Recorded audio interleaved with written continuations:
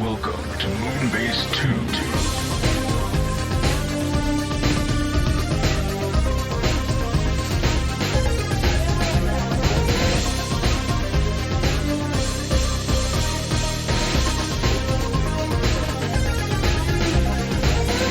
Hello everybody and welcome to the Moonbase 2 podcast. My name is Andy, Decayed Andy, and I'm joined by the man who's called Mikey, who loves cock. Diet cock, vanilla cock, and cherry-flavoured cock. It's Mikey G. Wolfie 3. Hello, Mikey. I'm more of a cock zero kind of guy. Are you really? Okay. You don't like sugar in your cock? I used to have a lot of sugary cock, but then I just said I went like it's a bit much. See, I like back in Decayed Andy's early zombie days. I used to have a diet bottle of cock, a 2-liter bottle of cock, pretty much every day. Yeah. No, I remember those days. Surprisingly, when I switched from a 2-liter bottle of diet cock to water, I started losing weight. It was really weird. Odd that. Odd indeed. 27 grams of sugar per small bottle of cock. But that's right. Yeah. And you start losing weight when you're not drinking cock 14 liters of it a week. Yeah. It's weird, isn't it? You know what's weirder? I just discovered Tokyo Pop is still around. What's Tokyo Pop? You not remember them at Tokyo Pop from the early 2000s, the manga guys? Not offhand. What did they do? Were the main. They were certainly in UK and Ireland, they were the biggest manga producers on this side, or licensors on this side of the pond. Really? Okay. They dominated the market. Like, if you couldn't walk in somewhere without seeing a Tokyo, like every bookshop covered in Tokyo Pop. Who are you talking to, Mikey? Do you think I went into bookstores? They died off once the scanlation culture started off. Oh, okay, right. And now I'm just shut up on Twitter there a second ago, like Tokyo Pop asking about your memories, and just like active website. Oh, what? So they exist? They exist and seem to be publishing primarily lesser-known shoujo mangas these days. But do you think they would do better if they produced Yuri Bearstorm? Would they do better if they just produced like doujins, like hentai? You know, they got the Japanese versions and just made them available for people to buy. Would that do better for them? Yuri Bearstorm. Every night, 16-year-old Kurahana Sabaki has strange dreams involving Lily storms and being rescued by her classmate Ginkgo as an alien bear princess. At school, Kuraha's unassuming personality and looks render her practically invisible. Sometimes it feels like no one notices her at all until cute and outgoing transfer student Ginkgo asks her to be her friend. With Ginkgo's encouragement and protection, Kura starts to come out of her shell and realizes that whether or not her new classmate really is a bear, her feelings toward Ginkgo may be stronger than friendship after all. It's not bear though, is it? No. Going by this, she is literally a bear person. No, because you said bear alien or alien bear, right? Yeah, she is an alien bear. Oh, so I saw the anime bear, for this. She's not a bear, because there aren't bears in space. Bears are No. I remember this. Evil cannibal bears. Oh, I remember cannibal bears. So yeah, I saw a couple of episodes of this years ago. It was okay. What was it? They came from alien bears that were coming down and eating people, but they were little teddy bears. They're not bears though. They were alien space bears, but they were alien space teddy bears, not like alien space black bears. But they were, and then they were just come down from space, murder. I remember there was a scene. I was just like, oh, cute teddy bears. They're eating a student. Oh, so they're not cannibals then? And then they were eating each other though, because I think the alien bear princess killed the two of them and ate them. Ah, is it more? It'd probably be more frowned upon if she ate them while they were still alive, right? If they're dead, then they're dead. I don't know. They're bears. I don't know. Who understands bear morality, Andy? I mean, if they're alien bears, they'd have even more different moralities, one would suspect. But, if it was me, if someone asked, Andy, what do you think of the moralities of eating someone alive? I'd be like, ooh, come on now. If you said, what are the moralities of eating someone who's dead? I'd be like, oh, well, they're not alive, so... Humans have created a wall of severance to separate themselves from the bears, who grew violent and attacked humans after a far-off planet called Kumararia... Wow. Oh my god. Wow. Exploded, turned into meteor showers that fell onto Earth. Two of the bears sneak out and disguise themselves as humans, enrolling in a prestigious Arashigauka Academy and take an interest in Kuraha Subaka, a human who despises bears after her mother was killed and eaten by one. How do they disguise themselves as humans? How does that happen? Are they just like wearing human clothes but still have like a bear face? No, they appear to just be like Japanese school girls with sniper rifles. Oh, is it like a werewolf thing where they just kind of beast out and get really big? A bear who takes human form. Yeah, well. Apparently the manga is very different from the anime, which took it a bit darker. Is that better or worse? I don't know. Is that good, bad? Or is that just a universe. Thing? They're worried about the bear universe. Is it like the multiverse but with bears? I'm assuming so. Oh Teddy my bear, God. Evil, vicious people eating teddy bears. Hang on, did you say the people are eating teddy bears? I don't know. Like, I only saw 2 episodes. I'm just remembering like, oh yeah, anime. if someone like killed one of these teddy bears and was like, would you like this to be made into a burger? Would you then eat said burger? I'd give it a try. All I can think about is XL Saga. Okay. With those, which also had like adorable space alien bears. Mm-hmm. And they did eat them. I feel like you dodged the question though, Mikey. No, but like when you said that, I was just like, oh yeah, that's been done. But would you eat it though? I mean, that's the situation. I'm just like, Mikey, come round to my house. You're like, oh, okay, fair enough. I've got a burger for you, Mikey. It's made out of these very cute teddy bears. Would you like to eat it? That's the situation. Yeah, but like, I don't know, were these? It's 12 o'clock. It's in the afternoon. Were these bears ethically sourced, or? I mean, it's just like in the anime, the bears attacked me, and I like put a bullet in their head. Just one bullet, right through the head. Defense. Okay. It wasn't like you broke into their house and were like eating someone's grandmother who was just like minding her own business. I like the idea. What did you do, Andy? I broke into their house to eat specifically their grandmother. This one was too soft. Yeah, this one's aged to perfection. That's when the bear meat becomes its best, when it's old. It's nice and ripe and juicy then. Yeah, but we're here to talk about Transformers this week and the morality of eating bears, I suppose, or bear aliens.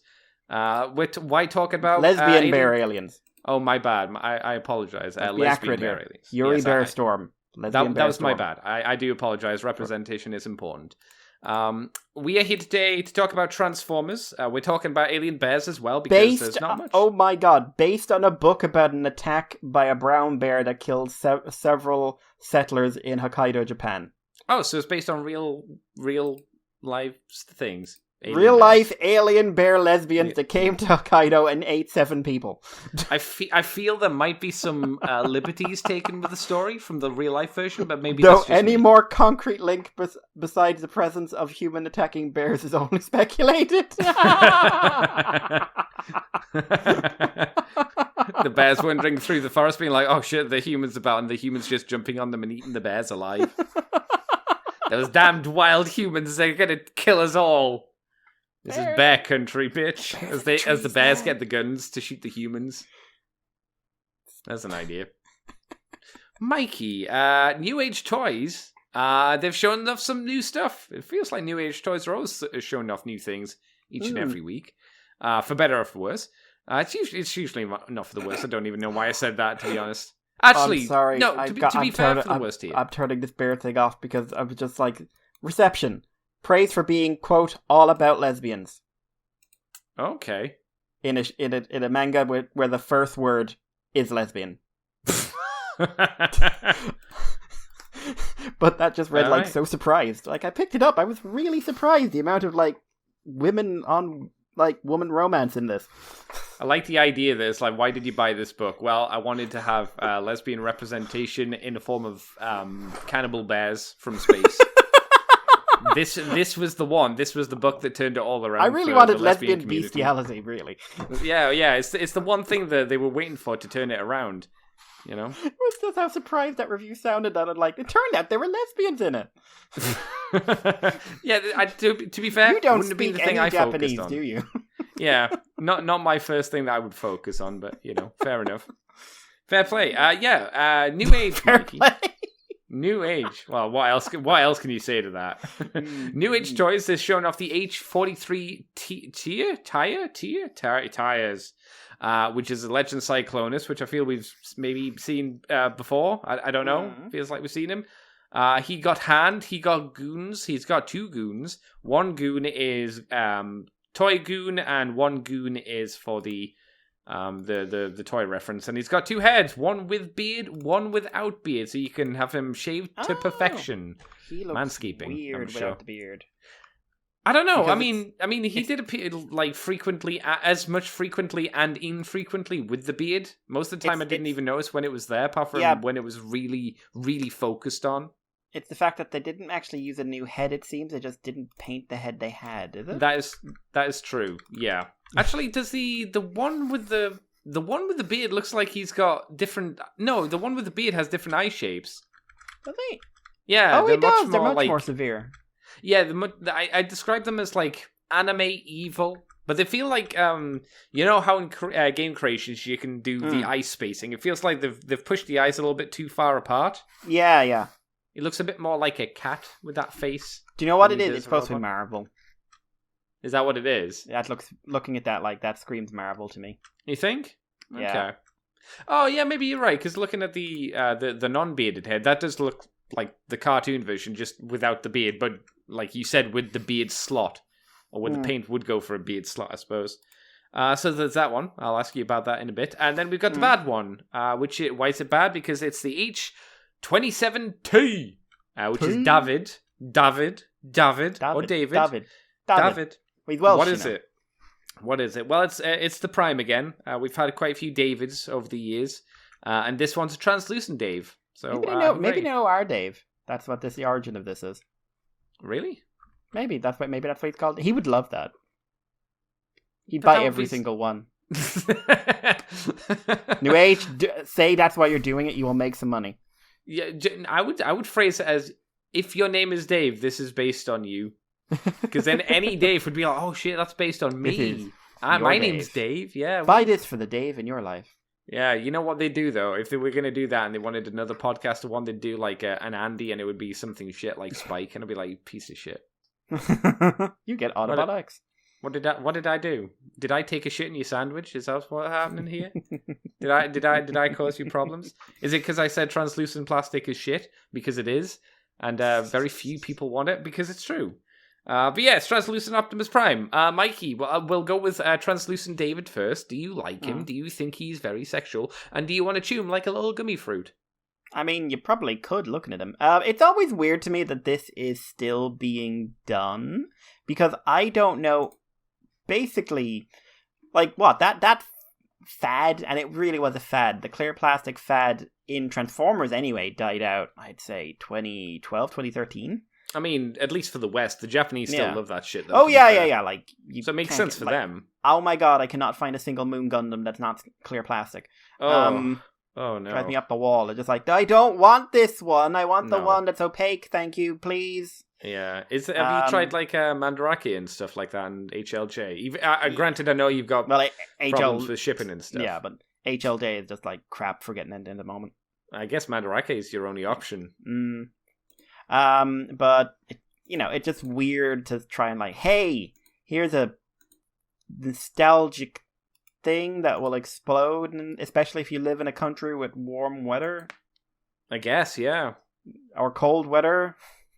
Or like weather. Frequently going from one to the other, like within seconds, which, could happen. If you live in a country with sharp differences in day and night temperature, oh boy, enjoy this.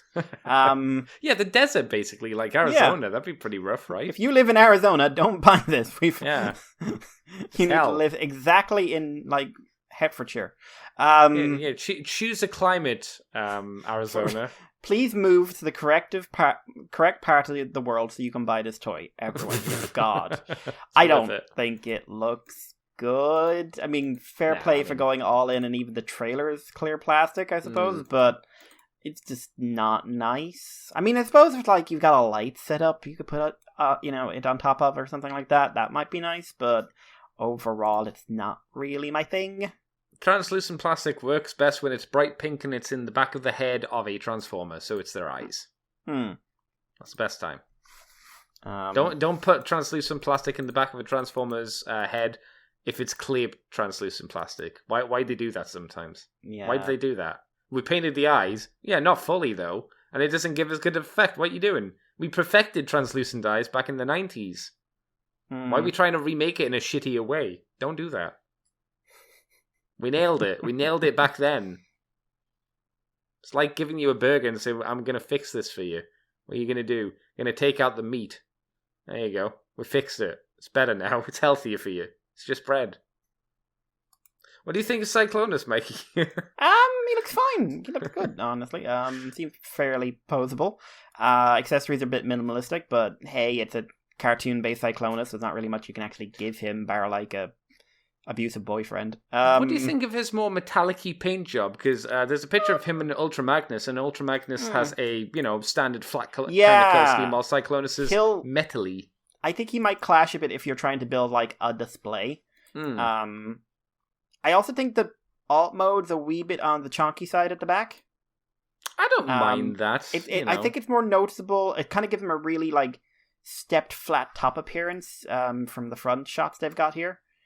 I think you gotta make considerations for obviously being a legend toy. Obviously, you are spending a lot of money on him for being, a third-party figure and whatnot. But yeah, it's not an unfair statement, but it's also like, he does have a lot of junk in the trunk.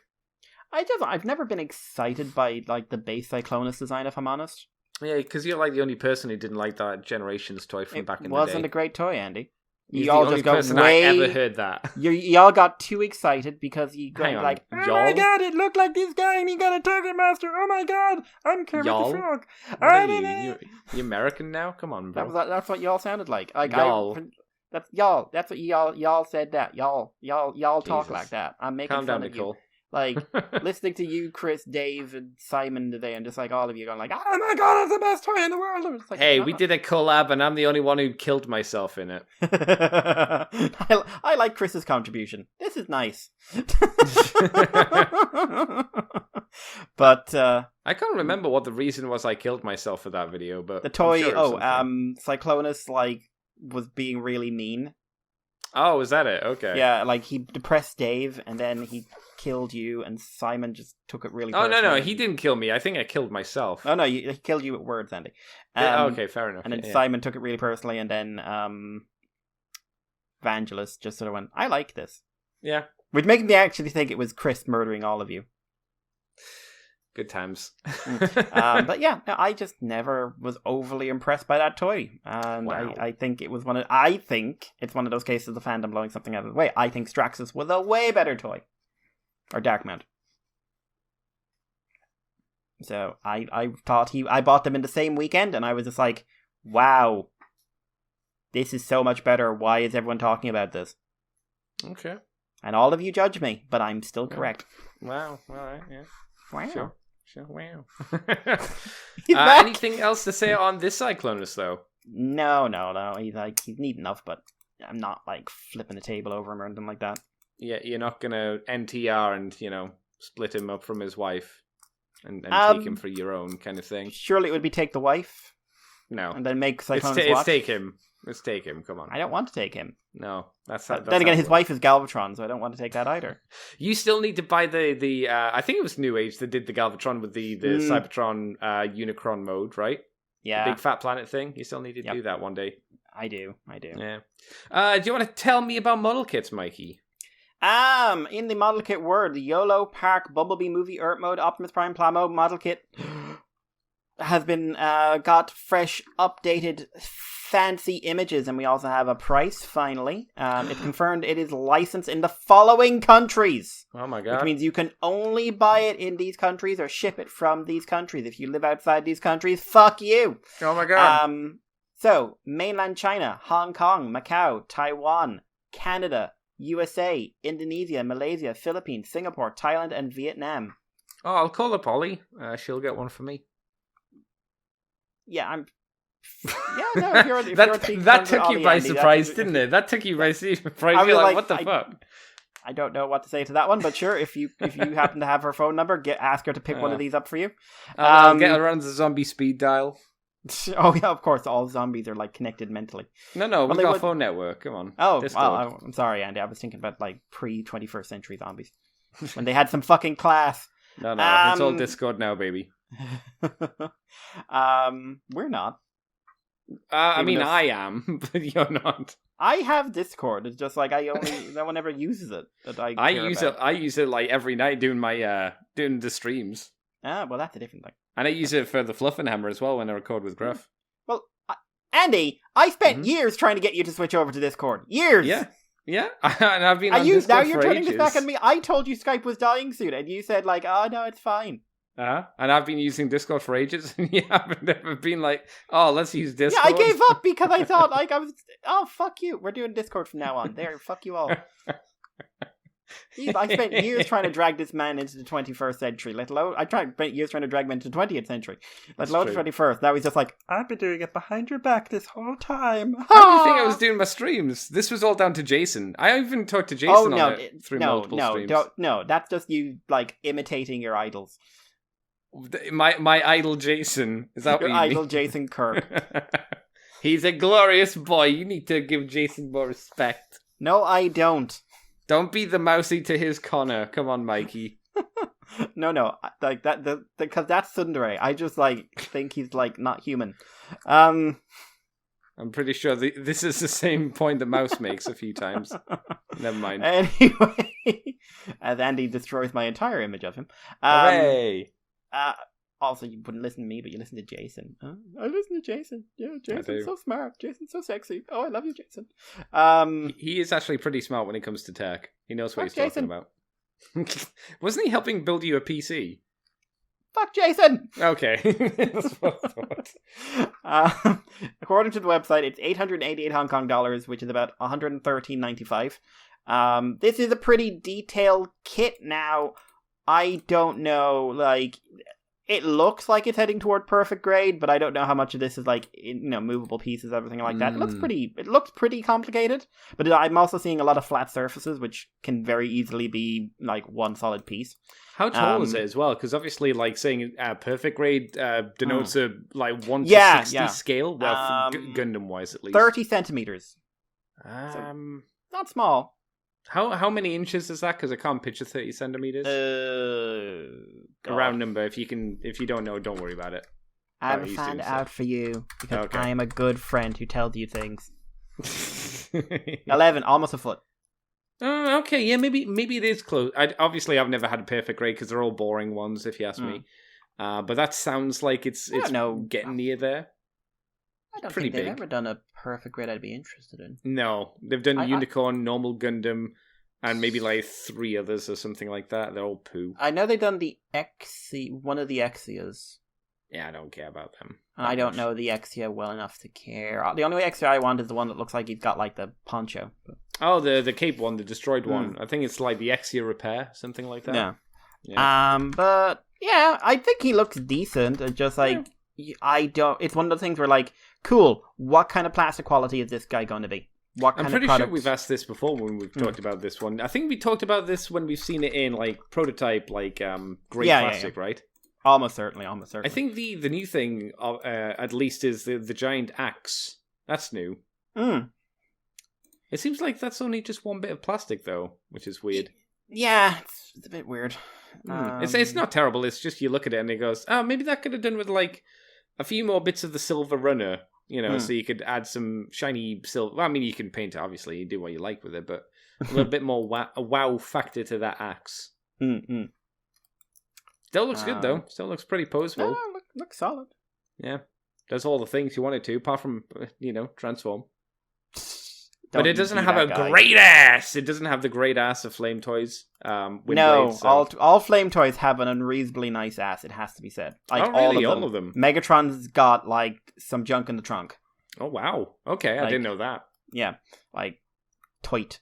Good for him, Toit. And good for the ladies, too, who like that. You like a nice ass, Megatron and Flame Toys have you covered. Megatron's your boy. Get that tight-ass Not robot booty. Starscream. Fuck Starscream.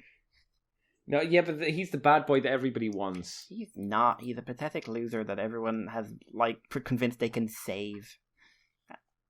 They still want him, though. All the ladies. Well, a lot of the ladies want him. A lot of the men, too, but all of them are Really? wrong. Okay, that's fair. Starscream is just not a good person. True that. Shall we move on? Yes. Right, we've got 2 toys, not really big reveals or anything, but we've seen images, in-hand images of the Transformers Kingdom Night Prowler, which for some reason was decided that should be made. It is a grey and yellow redeco of the Kingdom Cheetor mold. It was inspired by an unreleased Boring Walmart exclusive. I added in the boring part, but I think the statement stands. As if you replace the blue bits on Cheetor with yellow and you replace all the yellow with grey, that's it. Yeah. There could be more to it. There could be more to it, you're quite right, but there is not. They have him stood next to the, Black Panther Ravage redo, whatever that one's called. And they have him stood next to the other one. And to me, he looks like the boring in-between child. You know, the middle child that no one really likes? He's that one. They didn't even go crazy with any kind of I don't know. Mikey, you know the Animal Kingdom pretty well. You know horrible facts about the Animal Kingdom. Is there a stupid over-the-top colour scheme you could have given this guy to make him stand out? Obviously, he wouldn't have to have spots, but... He's vaguely snow leopard-y, so you could have gone a lot more into it. But then, you'd have to retool him or something like that. Would that go there's too a king far? cheetah. Colours... Okay. He could have been a king cheetah. Mm-hmm. What colours would that be? Colours would be the same, but the pattern would be very, very different. Okay, I'm talking about mixing up the colours, because the colours are boring. Cats don't really go crazy colours. They're predators. They basically go for you can't see me, standing out like a flood lamp isn't really their thing. Better idea than yours, and just give them a house cat colour. You know, you know how you get weird cats that have just strange colours on them. Do one of them. Boom. Turtle shell. There we go. Turtle shell. Tortoiseshell. Sorry, that's the word. No, this is a leopard or a cheetah, Mikey. It's not a tortoise. Could be a tortoise. No, I'm pretty... Even I know that this is not a reptilian. Even I know. Andy, it's a toy. It's made of plastic. It's not real. No, it exists. I can touch it. It's real. You can't touch it. You don't have one. Theoretically, I could touch it. What do you think about this, Mikey? Are you inspired by this very flat-coloured version of Cheetor? No, I think it looks a bit crap. I think it actually makes the mold look worse. Because the robot mode, the cat mode's fine. It's boring, but yeah. Boring, but fine. But the robot mode, because they swapped the blue for the yellow, it really, for me, draws attention to his weird shoulders. Yeah, I could see that. Yeah. So I'm afraid it makes the toy worse for me. Yeah, I'm not a fan. That might not have been clear, but yeah, I don't like it.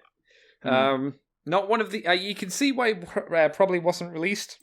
It's not like some of the other weird, Fox Kids or the Walmart exclusives that they had back in the day.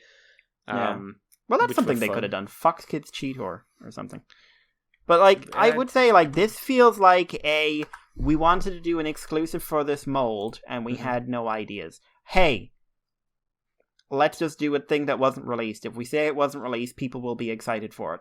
Isn't it weird? Because we've had quite a few re-releases of this guy. We've had the original version. We had the Netflix premium version, which was pretty much the same. Yep. We've had the Black Panther version. We've got this one. So that's up to 4 that I can think of. There might have been another one in there as well. The basic transformation scheme, I won't just say it's a redo, but the basic transformation scheme was done into Tigatron. And that's been done at least one more time. So that's at least, six times the basic transformation scheme has been used? Yeah. You would have thought that'd be enough, I guess, but... I say that. This is Seekers, so... Never discount anything. Give them stupid colours. Make it bright red. Night Prowler also, green. Looking at it, Night Prowler had a more interesting head, because he had the mutant head with extra paint. Oh, really? Okay. To give him, pupils and stuff, so... Yeah, that's creepy, He's just got regular old Cheetor head. Yeah, do you think they should have given him the mutant head? Because, they gave it to the Panther dude. Yeah, they must have been able to shrink it down. Yeah. Well, there you go. The other figure that we saw this week, which I thought we talked about, Mike told me we hadn't, so I will believe him, is that we got the Transformers Generation Select DK-2 guard, which is Black Ironhide, which I assume is based off a Diaclone. It is, yes. It's his original Diaclone. I also believe it's one of the background characters from the Netflix trilogy, but... Sure, probably. They had everyone in the background for that. No, they didn't. They actually had very few. That was one of the big complaints I remember people having. That was like, they didn't even recolor anyone into something interesting. Oh, but really? I think they had, DK2 guard. I think I think it shows up in the background of some of those shots, but it is like, it's a Diaclone repaint. Yeah, it's not going to be that expensive. It's going to be, let's round it up by a cent. It's going to be $25. It's coming out April, so you got a bit of time if you really want it. I always think that this looks like a cooler paint job than Ironhide. If someone wanted to bend me over a barrel and ram me and say, is this the shag glass version? I'd be like, yeah, all right. I could buy this as the shag glass colored version of him. He looks fairly menacing, right?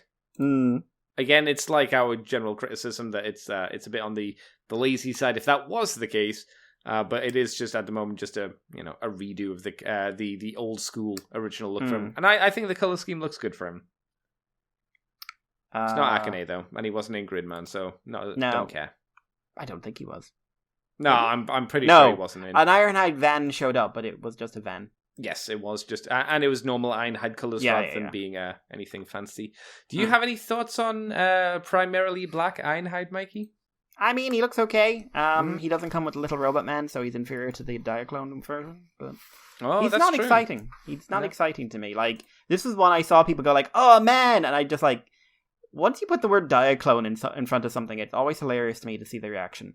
I think some of the Diaclone color schemes I can get behind, some of them not so much. Like, did they do anything with like Sideswipe? Sideswipe's just red, isn't he? They didn't really change him at all, and I'm pretty sure it's the same with Wheeljack. I like this Ironhide's nice. I think I like Ultra Magnus's Diaclone color scheme as well. There's a few others, but there's a lot of them where I'm just like, they're fine. They're fine. Cool. But some people, like you say, really like to collect the Diaclone stuff, so fair play to them. Mikey, do you want to take us on to, believe it or not, our last stories? Yes, we're right at the end already. Excuse me. It's been a quiet week. Quietest week we've had in a long time, actually. I guess it's the end of January, so I guess it makes sense. We are in the, oh god, they're releasing that in the cinema, are they, phase? But yes, fuck you, it's January, that's what it is. TF Nation has announced 2 guests. One of them is not worth talking about, and we'll move on.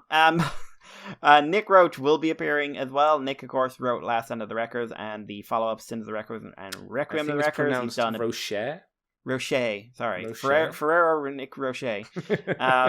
He also worked on Death's Head, Machine Man, Iron Man, Avengers.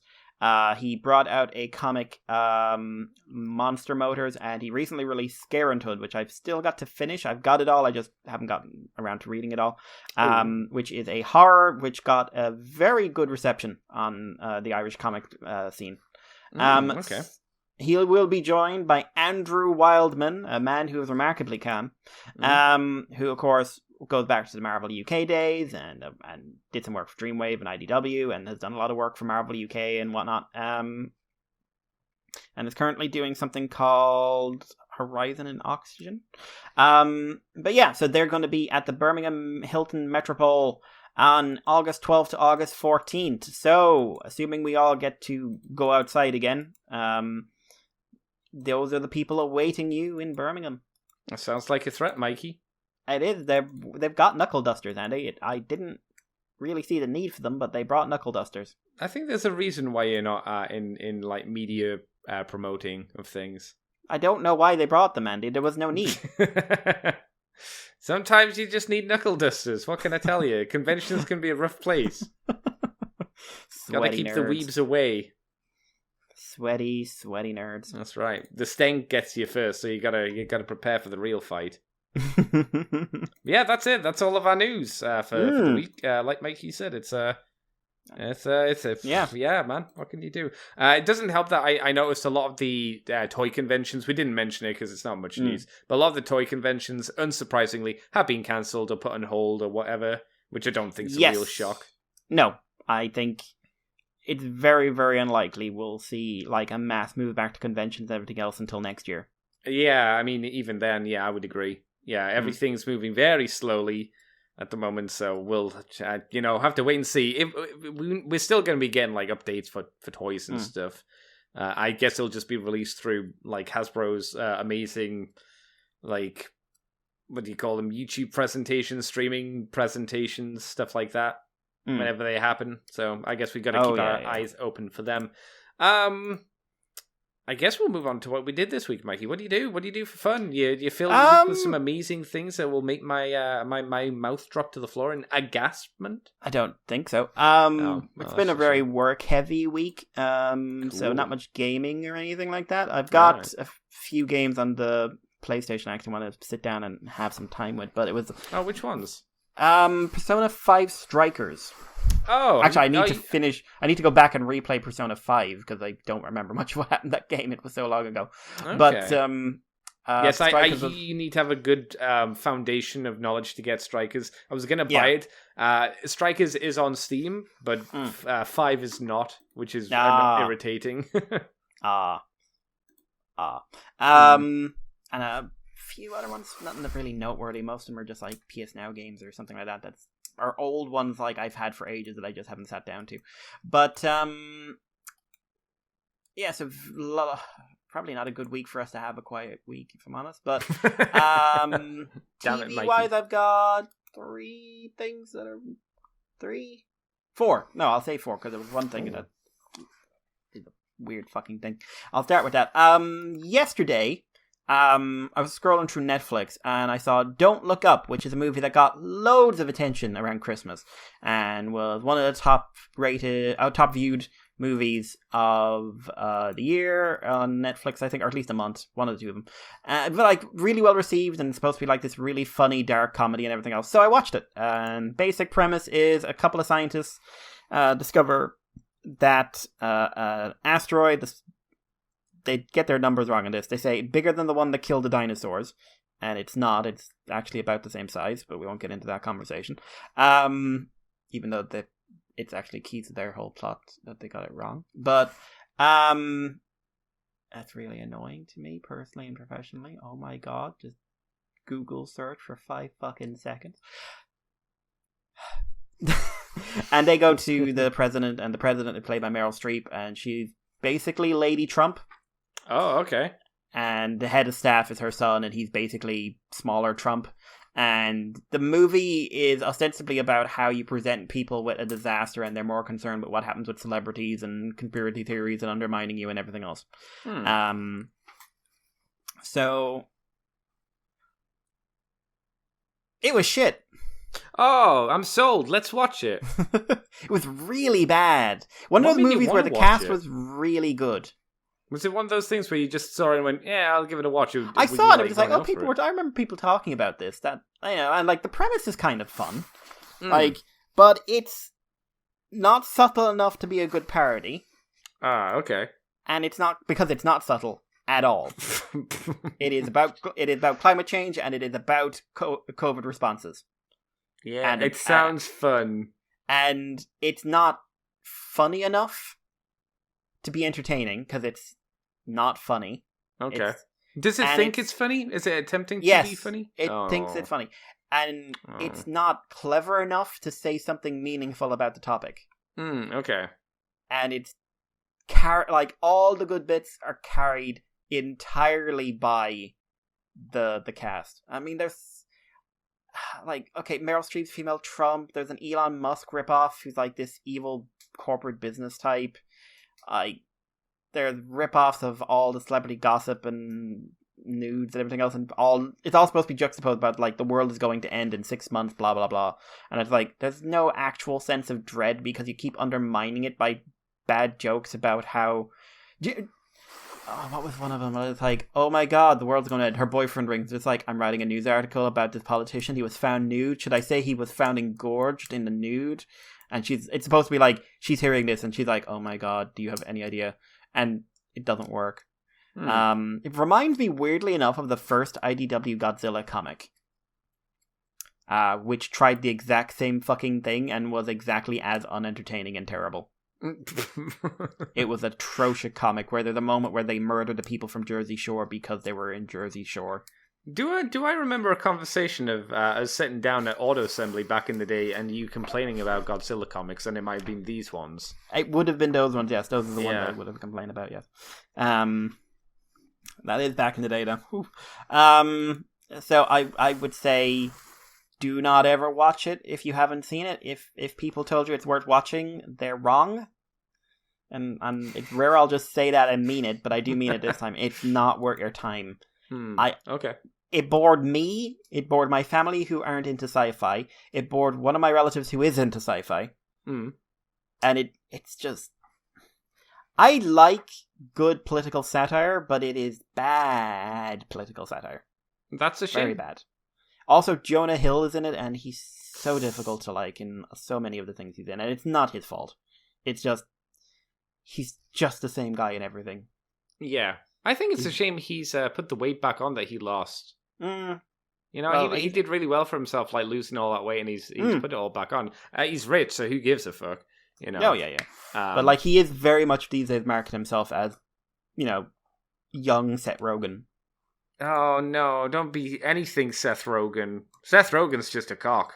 Like, Jonah Hill seems to be an okay guy. Seth Rogen's just a prick. He could be a lovely prick. No, what? Seth Rogen? Yeah. No, he's not. Like he's his car. He's like, dude, your car gets broken into in California. It's like, oh, it's fine, man. It's all right for me. It's like, yeah, people can't afford their cars to be broken into, dude. What the fuck's wrong with you? Jesus Christ, he's an idiot. Yeah, but he is literally as stoned as he looked as well. Yeah. And he's not funny. It's like the bloody TJ Miller thing to me. I don't get how these people have had careers. You know, they're not entertaining. I think we literally talked about TJ Miller last week as well. Yeah, he's not entertaining. How did he get a career out of not being entertaining? No, you just need to know people. That's how it happens. Oh dear, I blame Cloverfield. Then again, I blame Cloverfield for a lot of things. So that was that. More better. I will say, like on a better note, Revice episode 20. Which I thought was the culmination of a 2-parter, and it looks like it's the middle part of a 3-parter. Yeah, you lied to me, so I'm not going to bother watching the last few episodes. Well, I didn't know. I didn't know until the end of this one, because I was just like, oh no.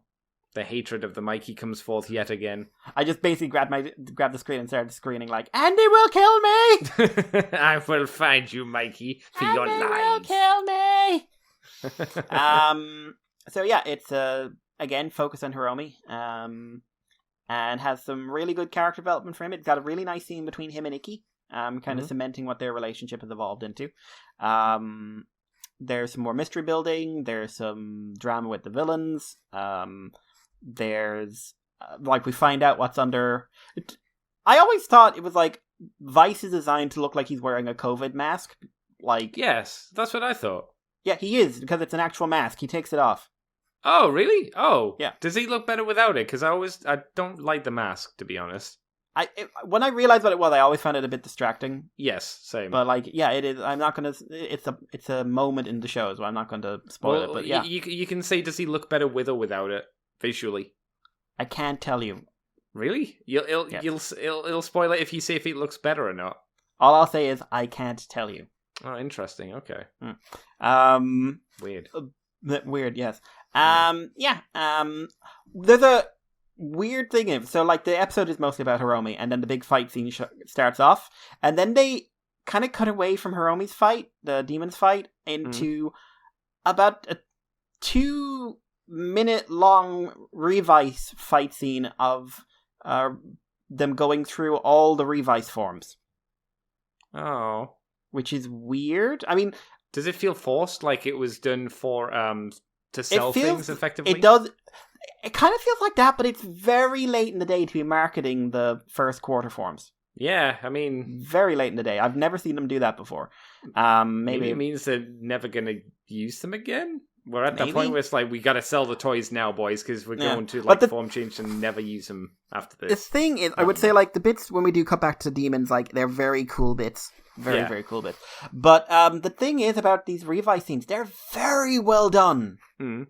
Like, it's manages to trick you into thinking it's one continuous shot of form changes and everything else. Like, the form changes are done, like, action in the move. Like, you'll be looking at one form, an enemy will walk across the screen very, very quickly, and suddenly you'll be in the new form, but it's edited really, really well, and really well choreographed. Like, it's a very, very well edited, very, very, very well directed scene.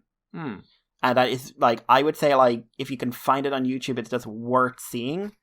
It's just, like, it just felt a little bit, you're in the middle of this. And I like you. I like what you bring to the table. Mm-hmm. I just wasn't expecting you to be here. Do you think it's out of place where it is? Do you think it needed to be something, or like the editing needed to be of a work on a little bit or something? I think it needed to be in a less drama-heavy episode.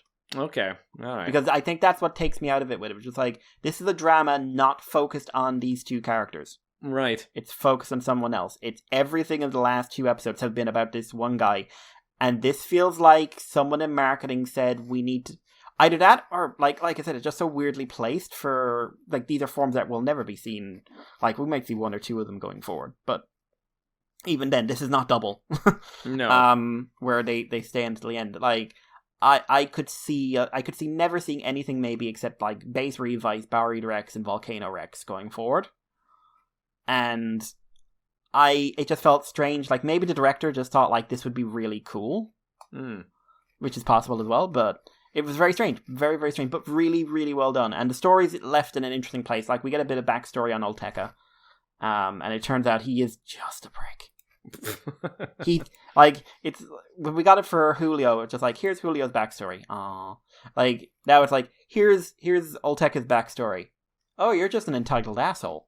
They just kind of give off that character. Yeah. Just like, I'm a genius and no one liked me. No one tried to understand me. That just makes you seem more like you were a prick to people. In your ridiculous golf jumper. He used to wear a little golf jumper as a child. It's very strange. You know, like, who he visually reminds me of, and kind of personality-wise? He reminds me of, the Acorn dude from Gaim. Oh, yeah! Not the same person completely. Yeah, no. yeah. Same kind of it's that same kind of stereotype. Yeah, same kind of, like, visual body language kind of thing. It doesn't help that they both use similar hairstyles and both have glasses as well. Yeah. And some good stuff with Evil George, who I'm very confident in saying is evil now. Evil George. Evil scientist George. Oh, okay. Who randomly says English phrases just out of nowhere. And it's coming from him. It sounds really out of place. Because he's basically living his dream, which is like, hello, I'm in a comic writer thing where people randomly say English. They don't have to, but they do. And it's just, his delivery is like, it's not like if Kuroto did it. It feels like he's inspired a little bit by him, though, in some ways. Yeah, definitely. But because obviously the actor who played Kuroto is fluent in English, like, whenever he said anything English, like, he had to then put a spin in it to make it sound like bad Japanese. Yes, yeah. Which I always found interesting, because it led to this really interesting tone, which he would kind of help evolve into the whole, like, I love him so much. But this guy, he's clearly not, like, an English speaker, because his pronunciation is, like, flat on a lot of words. Which, especially when he tries, like, he's not too bad on, like, low-key stuff. It's when he's, like, over-hamming it, which he does quite a lot. But anyway, I thought it was a good episode. I'm interested to see how this all ends. The death flags, I think, are becoming more plausible. Okay. So we're gonna see, but I think we're moving on to, like, this arc is definitely moving into, like, we're trying to make it seem like there's a lot of weird, mysterious shit going on. I also caught up on Digimon Ghost Game, which is doing very well at using its horror imagery. Oh, how long's it been out for? Episode it just came out. 16 it's on now. Oh, okay. All right. So I did a big catch up there. It's not right. It's a show, not a game. Sorry. No. Ghost Game. It is the newest Digimon show, and it is very much playing up horror imagery.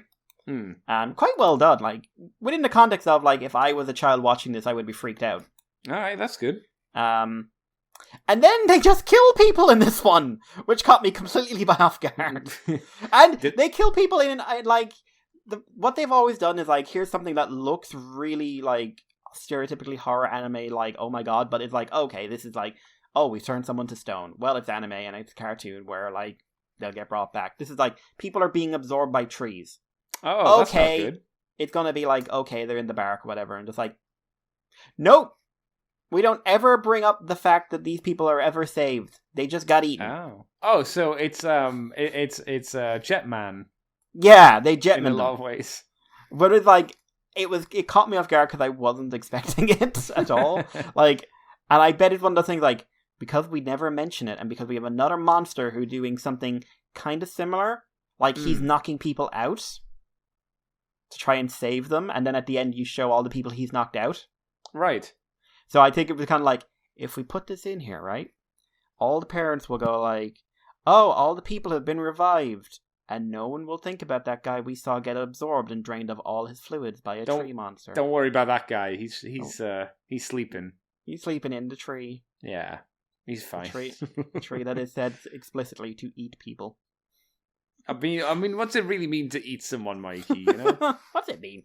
But yeah, no, it continues to be a good show. I'm still fascinated by the power dynamic in it, because it's so different. Like, by comparison, like episode 10 in the last Digimon show, the reboot of Adventure, they were introducing the ultimate form, so Metal Greymon and stuff like that, and it was like, oh my god, big explosions, blah! Look at us, kick ass. This one, they have not technically won a fight since the show started. Oh. Because that's not good. frequently they're up against Digimon that are a level above theirs, and they're not doing the thing where like levels don't mean anything. Right, it actually has something to it. Okay. Like most recent one, they were fighting new Digimon, new evolution comes in, and they fight a Digimon, and Digimon turns out to be perfect ultimate level, and it's just like, oh no, you don't stand a chance. And you didn't stand a chance, because like the guy gave up because of a narrative reason. It had nothing to do with you winning the fight. He literally says, I win the fight. And that's happened several times where like they have to use story or character or something to beat the enemy Digimon because they can't actually beat them in a fight. And Digimon show has never done this before. This show is not about action, which is interesting. It does mean that, you know, if you want, like, big explosions and everything else, you're not getting it. But again, people dying, so that's pretty cool. Yeah, in horrible ways that we just ignore. Yeah.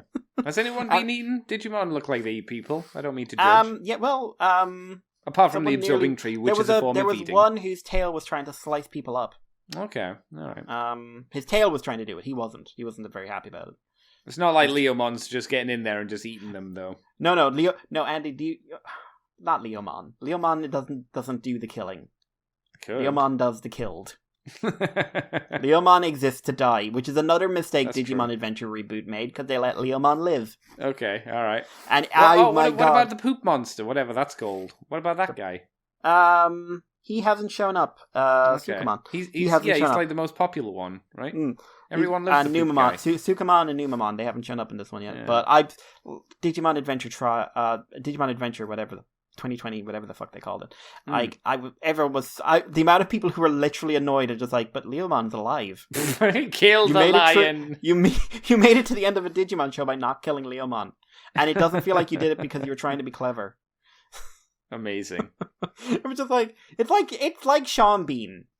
If Sean Bean shows up in a movie and he doesn't die, the general consensus is it's a bad movie. Is it the Rick and Morty meme where it's like, the little butter robot, and it's like, what is my purpose? It's your purpose is to die. Oh my god!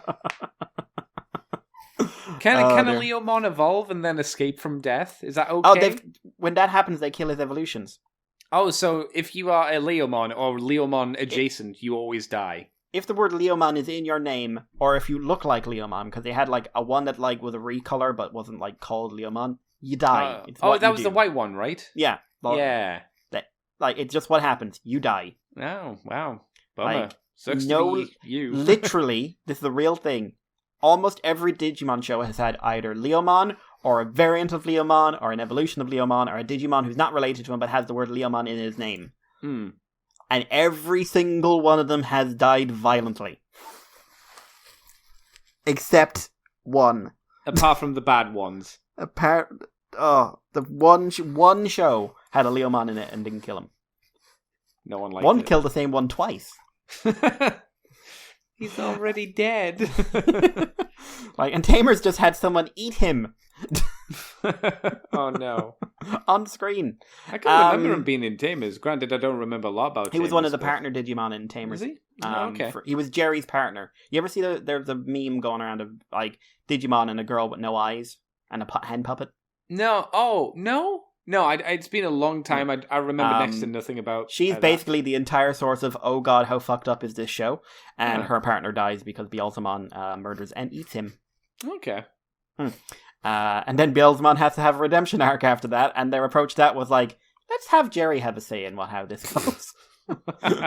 She wasn't a fan. That makes sense. Yeah. But yeah, so the other thing, this is something I've been meaning to watch for literally years. I just never, I don't know why I didn't, but I started watching Symphogear. Oh, I tried to get into that. I didn't get too far. I really didn't like how the fight scenes played out with them all singing the lines. Oh, once I It got was over pretty that, I because like it basically just like turns into like, okay, insert song. But I did have a moment where I was just like, it's really just because the mouth's moving, so I know you're actually singing this, and I was like, where's the okay? So you're singing, but who's playing the music? Oh, I also like was really thrown off by it'd be like, Mikey, imagine like you get up and naturally have a shower in the morning, right? You don't do that. But imagine you get up and having a shower and you're like singing as you're like scrubbing yourself in the shower, just explaining what you're doing and talking about justice. It's like the songs feel really out of place. No, I don't. I have to say, I don't like the songs. That is something I definitely. They're also like rather dancey in many ways. Yeah, I can see what they're going for. It's almost like an idol version of like Sailor Moon or something, in some kind of weird way. Like if they were a dance group or something, it wouldn't be that far of a stretch. And the noise, anyway. I didn't get far enough for them to explain what the noise were. The noise are just these things that appear and eat. They look like tardigrades. They're weird. They can be. It seems like they can be anything for the most part. They can just appear and just turn people to goo or something. Carbon. They turn you into raw carbon. Oh, that's they what turn it you is. into coal, basically. Into cock. So anyway, for anyone who doesn't know, Symphogear, I basically originally wanted to give it a go because like everything I saw was like, if you watch Kamen Rider, this is an anime that's very popular with Toku fans. That's what I heard. Yeah. And so I checked it out, and the basic premise is a world where a monster called a Noise, no one knows what it is yet. Like I said, it looks a bit like a tardigrade, but they come in different forms. Yeah. And they turn people into like carbon dust and kind of absorb you. And there's these ancient relics that only respond to song, and only women can use them, and if they use them, they start singing. And they basically sing for most of the battle, and it's usually an insert song sung by the voice actress. Main story is a girl called Hibiki. She was at a concert with her two favorite idols, and the Noise attacked. The idols turned out to have these relics, these Symphogears. One was being injured, and part of hers broke off and got embedded in Hibiki's body. And then she subsequently did a suicide attack to save them both. And Hibiki gained her powers a year later, and the other one is not happy about this and keeps on trying to kill her. And it's basically like how Hibiki, who's very much kind of like a Kamen Rider protagonist character. Yeah. She's like, very happy-go-lucky for the most part. Happy-go-lucky, and then there's all, but recent episode was like, oh no, she's deeply fucked up. What episode did you get up to? I think I got up to about 4. 10. I was at 4, and there's literal line of them saying like there's something wrong with her. And it went on for 5 seasons between 2012 and 2019. Yeah, it's pretty long going, isn't it? Are they still making stuff for it? No, I did some promo stuff, but the show's done. Okay, all right. I'm liking it so far, in all honesty. Like, it is hitting that kind of like standard Toku hero kind of thing. And the singing's distracting, but I've gotten past that for the most part. None of the songs are my cup of tea, unfortunately. The action's fairly well coordinated at times, and they have kind of a fun way of doing the shout your attack thing, which is like it's all visual based. I like the characters. I'm curious. It is like Yuri Bearstorm. It's incredibly gay. It's very, very gay. Like, oh my god, how do you not know this woman is in love with you? You sleep in the same fucking bed. yeah, it's her roommate, isn't it? And they're sleeping in the same bed. It's like, bro. It's like, she's blatantly into you. Yeah.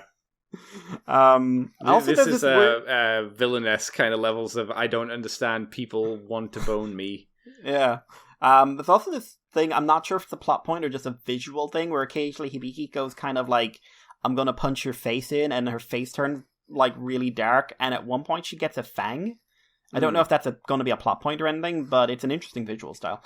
I'm interested. I am honestly interested. I know the animation does a big jump with later series, because I have seen some clips before. It gets a lot better, doesn't it? And also, they're very aware what half of their audience is likely to be. Half of their audience is going to be teenage girls, and half of it is going to be teenage to adult men, and they know it. Mm-hmm. I also know that they become way more aware of that as the show goes on. Again, I've seen clips. Okay. So I've seen like transformation clips from the later series, and one is literally just a striptease. Alright, like you say, play to the audience, I guess. Yeah. And they were just like all our audiences. But I'm curious. I'm gonna stick with it for the week, see how it goes. But I wish I could have got into it, because I got up to 10 and I was like, yeah, no more. The story just didn't grab me at all, unfortunately. It is definitely like, it feels more early 2000s than 2012. Yeah. So I'm sure it does get better, but you know, when you start, like, it's like a Kamen Rider show. I gave it like 10 episodes, and it didn't do me, and I was like, okay, I'm no thanks. You'll need to let me know how it goes, and if you really get deep into it. But yeah, that is my week. Like, not a lot going on this week. Wow. Owen Wilson, why won't you die? I keep stabbing you and you won't die. Wow. Every time the blade goes in, wow. Yeah, it's just like releasing a little puff of smoke. It's just a wow. Yeah. What did you do this week? Well, I was gonna say I caught up on Revice, but that's a lie. I got up to episode Julio's friend has appeared. That one. And he's like, Julio, why are you such a dick? And he's like, no, you ripped up my Yu-Gi-Oh card in front of me. Literally Yu-Gi-Oh. Yeah, I don't. Was it a Yu-Gi-Oh card? Monster is like, oh, his new form is that monster. Really? Oh, okay. Yeah. Huh. I when I was watching, it's like, hang on a second. That's cute, I suppose. Yeah, because I've said this before. I don't like the I think all of the monster designs. I just don't like the monster designs in this show. I think it's one of the biggest drops they've had. There hasn't been one design that I've really connected with for a monster. The general aesthetic I don't think is good, and I definitely don't like the generals' looks. I think the generals all look like jobber monsters, more so than they do like the commanders of the evil forces. They all just kind of look like they could just be a weekly monster, and they wouldn't look that different. The only one I liked was Julio's, because it brought in a lot of the Mexican themes. Yeah, it did kind of at least tie together a little bit, but none of the other ones seem to do that. Apparently it's a wolf, and I was like, bruh, where's the fucking wolf design in that? I'm assuming it's probably buried under the it's got a wolf snout in the belly. Oh, is that what it is? Okay. Yeah, the rest is just, I thought it was like teeth. I thought that was going to be what the stamp was, because everything has fangs. Yeah. But I have been enjoying it. It seems a little weird that we've kind of. I will say, Live's design, don't like that. That feels like Ixa. It really does. Yeah, like a mix between Ixa and a few of the other like wizard forms have the little floaty capes around the waist. I think Evil's a better design. It's not a lot better, but it is generally better. It's a bit weird as well. We're at that point now where if someone just beats the shit out of him, he can just turn evil for a bit, and then you just beat the shit out of him with a crowbar again, and you can turn back, I guess. I loved it when they did that. I was just like, what? It's funny, brother. But it's like, what? It seemed like a weird way to kind of get them to go to the enemy base in a weird way. It's just, I'm going to beat the shit out of you. I'll tell you where the enemy base is. Just give me an incredibly hot, spicy curry. It's like, okay. So, I thought we were enemies. I thought you wanted me dead. Which translates, by the way, into we severely injured our only brother and also burnt the inside of his mouth with something he hates. And he's going to be shitting fire the next day. You realise that? He's going to be on the toilet screaming. You have spicy food, it doesn't hurt on the way in, it hurts on the way out. That's where you suffer. I can tell you that for a fact. Like, especially if that stuff hits you during middle of the night and you're on the toilet at 3 a.m. screaming, just wanting to go back to bed, but you can't. Oof. He got a raw fucking deal. No wonder he doesn't like his brother. Jesus Christ. That would bring up resentment within me as well. I'm enjoying it. Like you mentioned to me beforehand. We still haven't really had the oh shit moment. It feels like we're getting part one, as George has Gifu Sama statue, which has a heartbeat, which I'm like, nah, of course it does. So I assume they've hinted at. I think they've hinted at why it has a heartbeat, which I'm more interested in. Yeah. I would assume there's something trapped inside, but we'll see. No, it's not the hat. It's did they reach the? Did you see the bit with Icky's dad? Yeah, no, I don't think so. I think the last I saw with his dad was he was on the floor screaming about his back, and Demon's guy came in and went, "We can take you to our hospital to sort your back out." You missed something big. Oh, did I? Okay. At the end of the spoilers for the episode, at the end of the episode, they say, "Huh, we did a scan. Yeah, he doesn't have a heart." Oh, yeah. I thought that was. Yeah. I thought that meant the Demons commander. Nope, that was Daddy. Oh, I assumed that was Demons, which is why he was always like, "Oh God, I'm in so much pain," and they're like, "Oh well," and George was like, "Well, he doesn't have a heart, so yeah, I guess that would make sense." Why he's Icky's dad pain. Don't have a heart. Well, that would make sense. He wants to be a TikToker. Yeah, obviously. Yeah. You kind of sell your heart away when you become on TikTok. Let me tell you. But I mean, that would be the obvious link anyway. But oh, his dad's Gifu. Yeah, I think that'd be that's fun. It's his heart. Oh my God. Oh, so we're gonna get a thing where Icky is actually part demon or something like that. Is that what his demon did pop up on its own.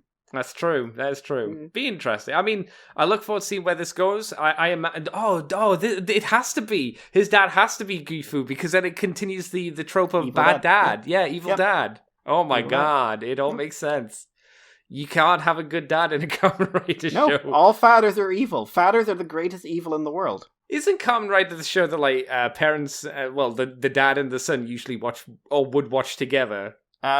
No, mothers and sons. Actually. Is it mothers and sons? Oh, that's really mothers bad. And sons, which is why there's so many shirtless scenes, and that is something they have literally said. We included a lot of shirtless scenes and attractive, muscular men because we found our biggest demographics are single men, young children, women in their 20s to 40s. Wow. Who apparently during this was the thing, like Agie's and Phillips clotheslines that came out were bought almost exclusively by women. Well, to be fair, Phillips' outfits were definitely more suited to women than they were to men, in all fairness. But why I get the feeling it was more like, honey, dress up like this. What? Wear it. No, wear the poncho. Cosplay sex. Wear dress the up as poncho a schoolgirl of for me. No, you dress up for me. Desire. I'm the mother here. You're the bitch. Oh. You wear what I tell you to wear, boy. Well, yeah, that's fair enough. I hope that we get into the oh shit moment, and I guess the oh shit moment is going to be rounding up soon, I would guess. Probably they're going to have the statue revive. They'll have that reveal, and that'll be I feel like the way this is structured, 2. It's not necessarily going to have the oh shit moment. I think it's just going to progressively get darker. I think there'll be an oh shit moment. I think that when they explain what the dad missing his heart will be, I think that'll be the oh shit moment. When that happens, who knows, right? He sold an eBay trying to win a bet or something, I'm sure. Oh, it happens. Yeah. Oh, I was really annoyed as well that the sister went to the basement of the creepy family and was just like, "Oh, yeah, I'm not going to look down here." Actually, she did the smart thing technically and ran away. She acted like a human being. Yeah, she went, "Yeah, no, fuck this." The problem was we haven't gone back and touched on that, and no one's really been like, "So yeah, there was this really deep basement in these people's houses with a bright green light. Haven't seen that family for a while. We're going to talk about." No, we're not. Okay, no, that's fine. That's cool. It's nice to see a female Kamen Rider be introduced as early on as we already have. That's very unusual. Usually the female Kamen Riders are movie exclusives for the most part. I think she's really well done so far, in all honesty. I think she's really... when I was thinking about how they did them in the show before, Valkyrie got kind of a bit of attention and got kind of sidelined fast. Yeah, she did. Marika didn't get an introduction and was cool for a couple of episodes. Yeah, she was. And then she became really infatuated with Kaido. Yeah, which is funny because she was an older woman and she wanted to fuck the shit out of Kaido. Jesus. Poppy as a rider was never important. No, it felt like Poppy filled a purpose, but her as a writer, like you say, yeah, Poppy as a writer was there probably to sell a figure more so than anything else. Mm-hmm. And that's quite common. Jan is the first one who's gotten a lot of character focus and a lot of development and has stayed super relevant. Like, it's been 10 episodes now, and she is as relevant now as she was when she first showed up. Yeah. Like, it's really interesting because, like, the writer did say, like, he was pushing for her to be the main protagonist. He wanted Revi and Vice to be the first female-led writer show, and he couldn't force it through. But instead, he like really pushed, like, I'm going to make either the secondary or the tertiary writer a female character and keep him going. I don't blame like Toei or whatever if they never make a female main writer just on the basis that the market is, you know, young kids, and that's who the general market is for that. Yeah, it's young boys. It's like, fair enough. Would I like to see a main writer chick Kamen Rider? Sure. I'd also like to see an old man Kamen Rider like us at this point, but, you know. I mean, to be fair, we get old men writer all the time. They're amazing. But not as like a main character one. No, but usually they're cooler cooler than the crossovers. Yeah, they're cooler than the main characters a lot of the time. Yeah, that's not true. I am here to sort your shit out. Yeah, I'm here to fix you. It's like a crossover in the Super Robot Wars game. I'm here to make you a better writer because you're shit at the moment. Fuck me. Hi, Shinji. Sit down. Shinji. Yeah, exactly. Has Shinji shown up in Super Robot Wars 30? Who's that? In the one you're playing, has Shinji shown up? Oh, no. There's no Evangelion. Which I'm really happy about. I always find it hilarious that their approach to putting him in that game when they first did it was just like, sit down, Shinji. Yeah, stop being a lame bitch. Jesus, we've got shit to do. More important We've stuff all than got you cry. Fucking problems. You know what we do? Deal with them. Exactly. Some of us scream through it too. But for the rest of Revice, the only thing that I thought worth mentioning was the really bad white girl actor who was one of Jean's friend. He really stuck terrible. out. She was taller than everybody, so she stuck out. She was the only white girl, which is weird to see in a primarily Japanese focused show. So she did stand out in that fact as well. Why was her uniform different from everybody else's? I feel was it because she was white? Some sort of actress. She must be like an actress or a singer or... Well, no, she's not an actress. But she must be like some sort of singer or something like that. And this was like her guest appearance or something.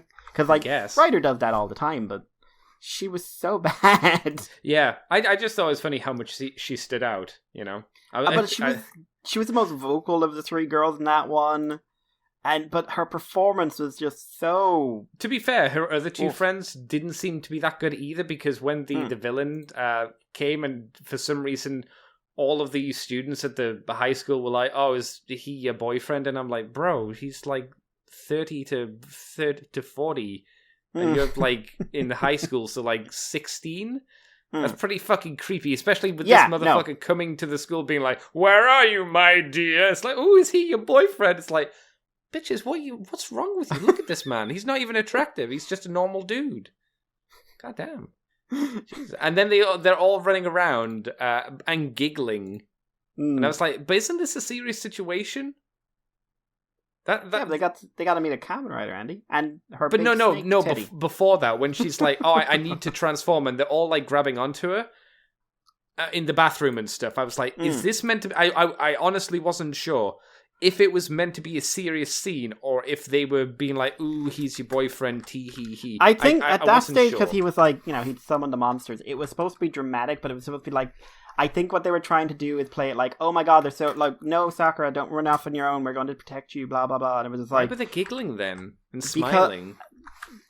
Because they're bad actors, Andy. That's the problem. If they weren't supposed to be giggling and smiling. They were just bad at their job. Because they were supposed to be like, oh no, Sakura, what will we do? If that's the case, then it's actually the director's fault, because he should have been like, no, bitches, don't be like this. You need to be scared. You need to look scared. I realize you're not good, but you need to look terrified. There's a monster, right? That's pretty fucked up. Your friend's apparently going to rush off on her own. That's pretty scary too. Don't be happy and giggly. What's wrong with you? It's someone's fault.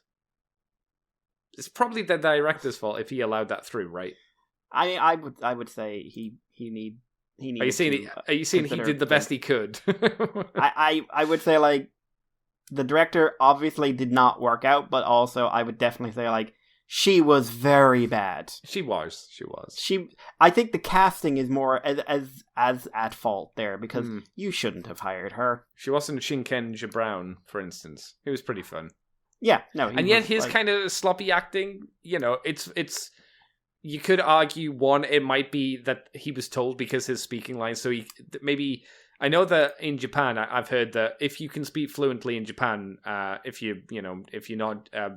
you're white, let's just say, and you're on a TV show, they ask you to make sure that your pronunciation isn't as good because you are foreign, and they kind of want you to sound foreign, I guess, which is, fair enough. Which is, Shinken Brown, and then, what's his name? Robert something or other, who was in like a ton of Toku back in the day, and he was like, Kyoryu Cyan. Who was the black guy from Fies? Do you remember he was one of the monsters? Oh yeah. Wasn't he the bartender or something like that? Something like that. And I think he was probably told to have a weird accent. Yeah, as well, this is a real thing. This is something they always do. Like, if you're of another ethnicity and they say like, oh, you can speak perfect Japanese, please act like you can't. Yes, or at least have an accent. Make sure your pronunciation. And there's a way of doing that. Yes. That still works. Again, referring back to your man from Kyoryuger, he was really fucking good at it.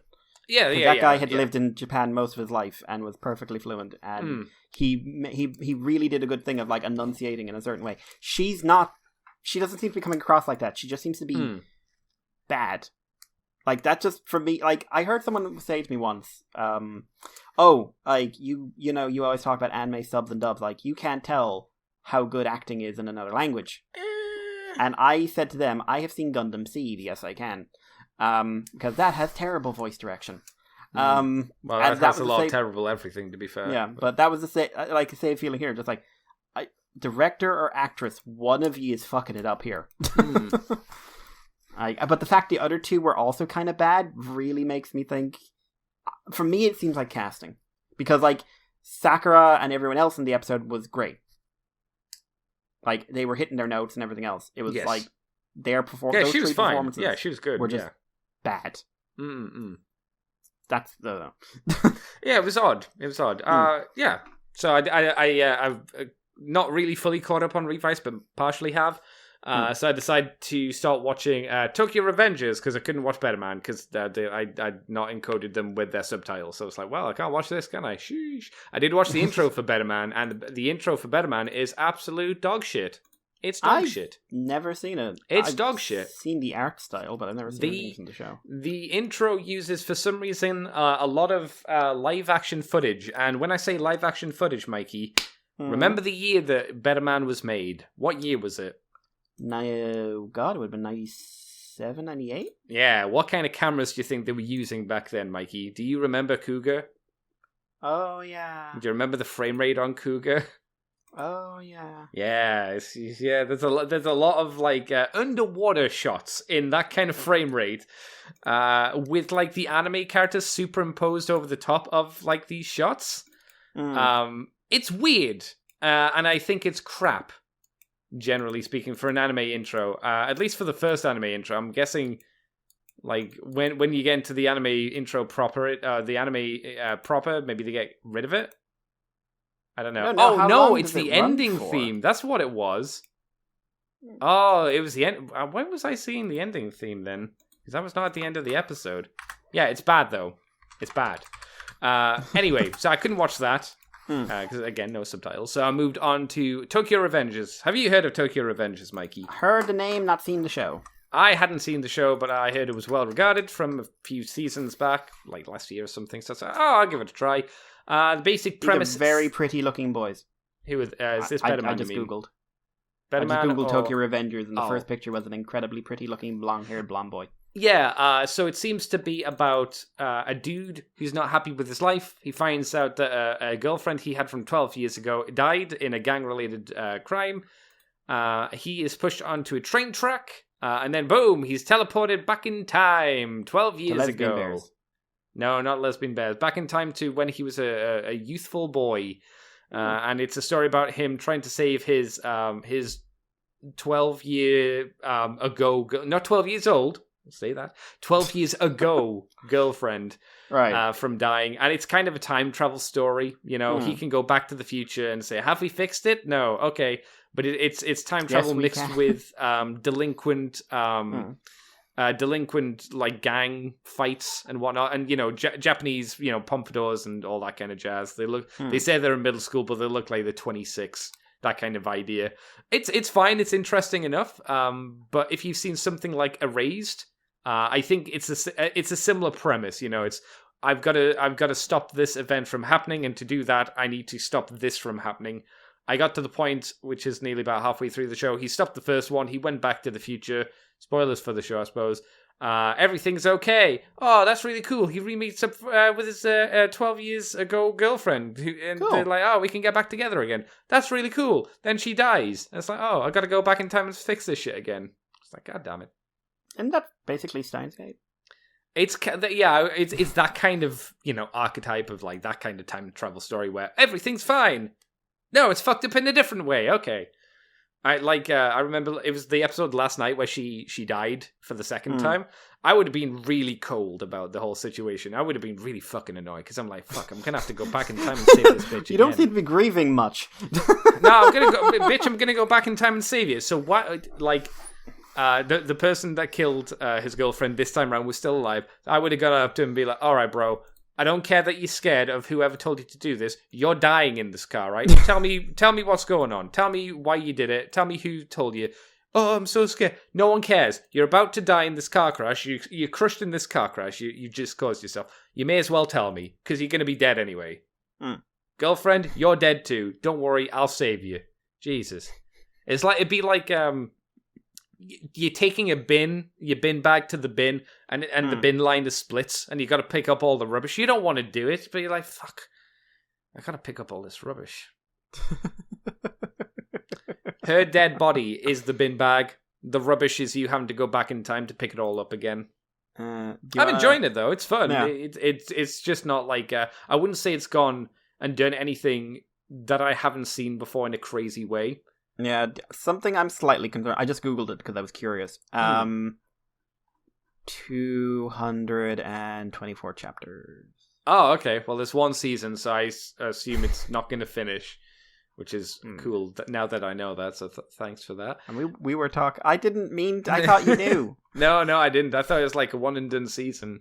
Oh, no. I guess it's probably not then. All right. It's a show... God. Is it a shonen series? Well, I mean, technically.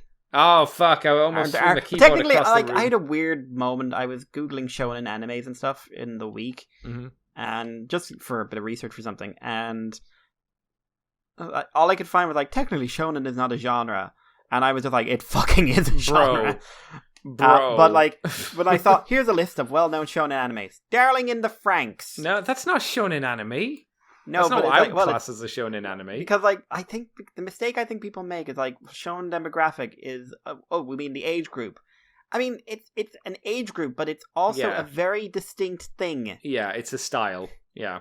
It's a very stylistic thing. Also, when I say, shonen animes usually have more action than spending time with characters. And it's again, whatever you say about Darling in the Franxx, it spent a lot of fucking time with characters. Oh, yeah. Till they shit to bed, but even then. As Trigger ran out the door saying, not my problem! I do have a bunch of anime to watch as well. Once I've done with Revenges, obviously Better Man. I've got Subikui Bisco, which has had 3 episodes so far. Bisco? Yeah, it looks weird. Hang on, let me see. I've got my live anime tracker up. Sonobisk Dal Wakoi wo Suro? No. Is it about a guy who is making clothes for a cosplayer? No, it's definitely not that. It's in a world, and if I remember the My Anime descriptions, it says they're in this weird fantasy world, and they've got a lot of mushrooms. Sabikui Bisco. That's it. Yeah, that sounds like it. I've never heard of that one. Apparently, I'm pretty sure it's got a lot of really impressive people behind it. They started a new studio together, so I was like, oh, okay, well, shit, it looks nice visually. I'll give it a try. I've also got Osama Rankings, which I hear is pretty good. So I was like, okay, well, fuck, I'll give that a try as well. And I also got Gunsword again. Ah, good man. Yeah. I decided this a few days ago. I'm going to watch the new JoJo season that came out, the one that's completely like self-contained. Yeah, I mean, you could argue there's quite a few that are self-contained, but okay, is Yeah. that the one with Jocelyn? The one who's in The lady. prison. JoJo no Kimiya, blah blah blah. The one that's on Netflix. But I'm gonna watch that because like it looks like it's distinct from all the Dio shit. Oh, right, okay. And I just like, if I'm going to try JoJo, I'm going to try JoJo in a way where I don't feel like I'm going to get frustrated because I need to watch more shit. So I'm going to give it a go. You can at least as well like avoid Stardust Crusaders, which seems more like a Dragon Ball Z styled show. You know, where it just keeps really going nice. and going and going and nothing happens. That's what I would describe Stardust Crusaders as. Stardust Crusaders. Stardust Crusaders is the Namek arc. Not the Frieza arc. It's the Namek arc where nothing happens. When We're nothing going to happens. Namek. Yeah, We're and going to Namek. We're at Namek. And still nothing happens. That's We're what I would wandering describe. around Namek. That's what, to me, Stardust Crusaders is. It's we're waiting for fucking something to happen. And then people are like, oh, Stardust Crusaders Part 2 is good. It's like, yeah, because we're finally getting to the Frieza shit. Yeah, you get to Finally. leave the Namek arc, you get into Frieza arc. Yeah. Fuck me. But, I don't know. Yeah, maybe you'll I've enjoy the checked JoJo stuff. Yeah, I haven't checked out much of this season, to be honest. I'm going to have to check it. I think there's a decent amount. There's also Jobless as well, which I need to start. Oh, yes, season 2 of that came out, didn't it? Yeah, it's either started or starting. I can't remember where I left off. Did I leave off after 13 episodes? I might have.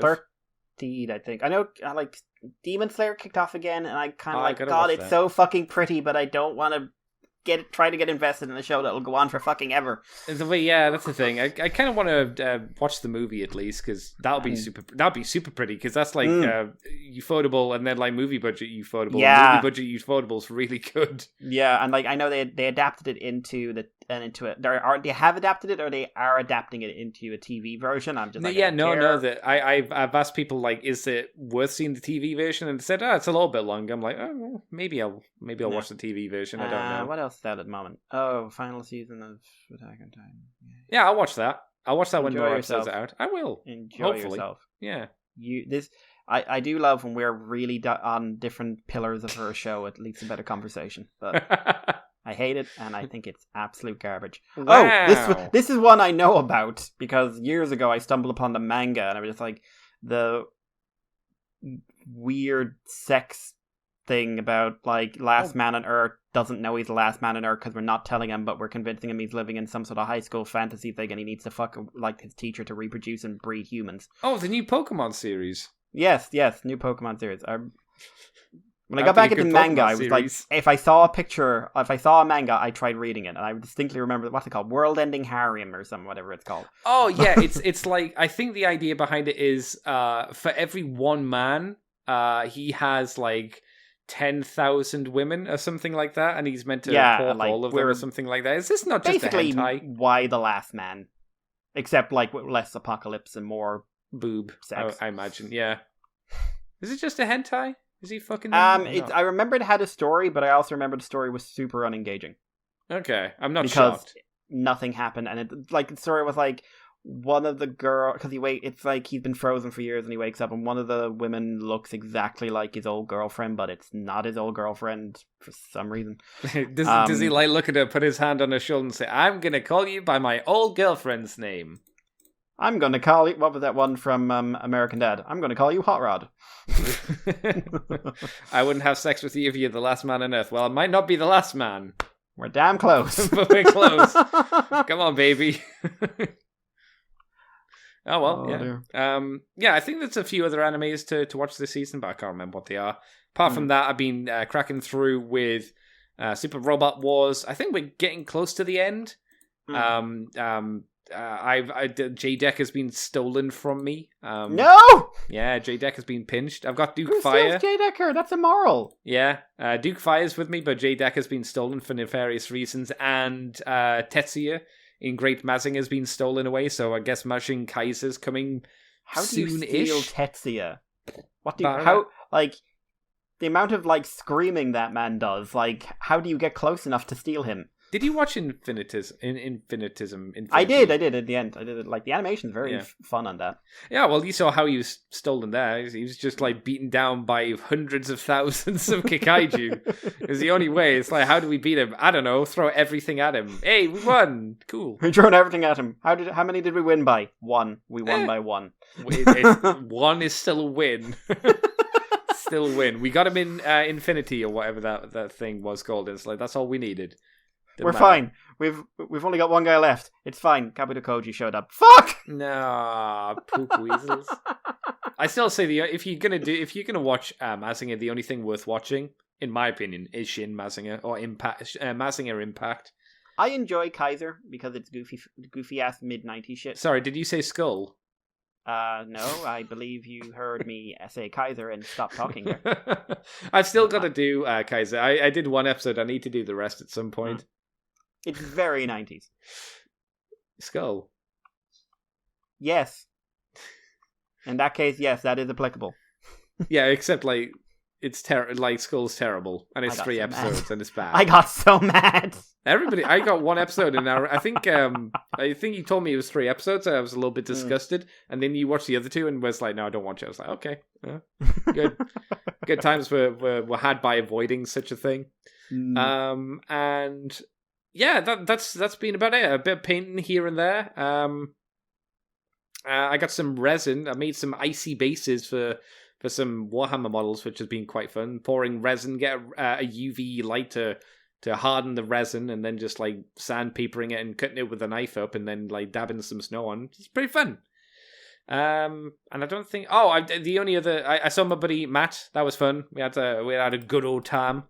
Having fun, and the only other thing I watched was the world's richest, most expensive holidays, and the world's most expensive houses. And I was like, the world's most expensive holidays.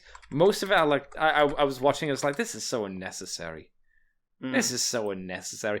For some of the richest people on Earth, like the 0.0%ers, those kind of people. Not only do they have this incredibly large hotel.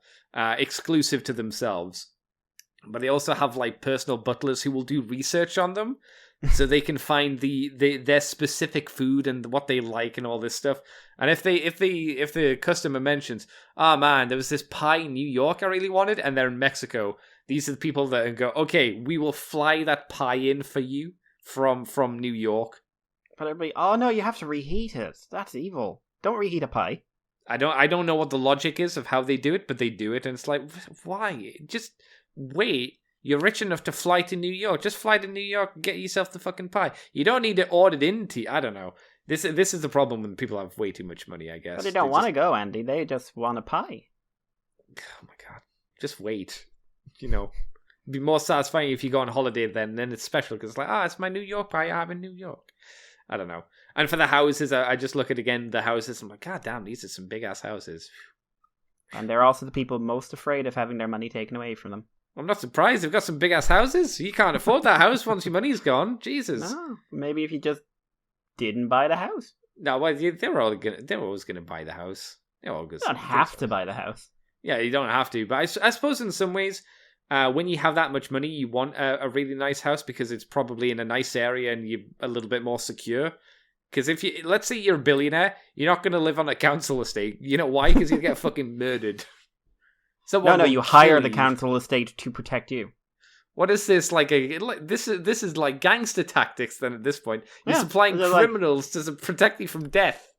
I don't want to move, but I don't want to feel like anyone's going to take my money. Okay, I'll pay off everybody. You're all going to protect me because if you don't, you'll get nothing. Yeah, that's how rich people usually go. I'll stay in this place, which arguably might not be the best, and I won't live in the mansion. People, there are so many people around the world who say, no, I don't want to live in a mansion.